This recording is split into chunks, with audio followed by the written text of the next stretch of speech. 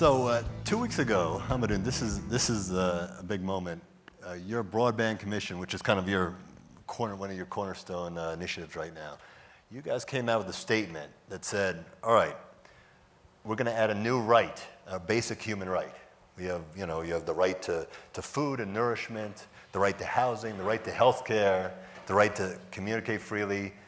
Now, 2 weeks ago, you added the right to broadband, which is... Yeah. First of all, David, this is a great show, and thank you for inviting me.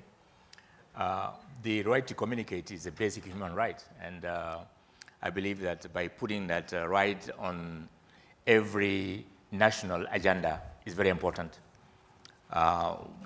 When I was putting together the Broadband Commission last year, it was from a call by the UN Secretary General, who was asking all of the UN heads to help him moving toward the Millennium Development Goals by 2015. As you all know, 2015 is the deadline set for the MDGs to eliminate poverty in the world.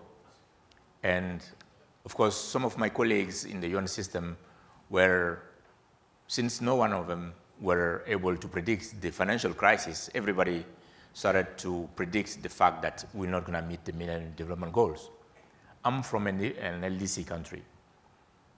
And to me, I'm heading a UN agency, the ITU. And to me, meeting or not meeting the Millennium Development Goals is not the question. What do we do to meet the goals?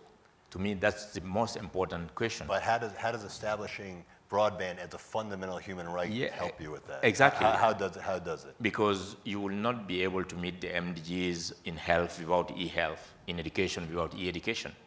Government services will not be able to be provided without e-government services. And therefore, it is important that broadband is put high on national agenda. And it's very clear that we need to have government, private sector, and consumers all at the same level in a complementary manner. And this is why we call on many business leaders to join in the Broadband Commission. And how's the reaction been at the UN? Is this something you're going to push forward to the general body? Or? Last year in September 19th, we presented the first report of the Commission to UN Secretary General. September 19th, that was at the eve of the MDG summit in New York, when the General Assembly meets to discuss this issue. And the report was very well received. I believe that today we have broadband high on the national agenda of every country. We just held 2 weeks ago in Geneva a broadband summit where we had governments and private sector coming in there to discuss the ways and means to do this. Well, the timing's so interesting because you're coming on the heels of Arab Spring.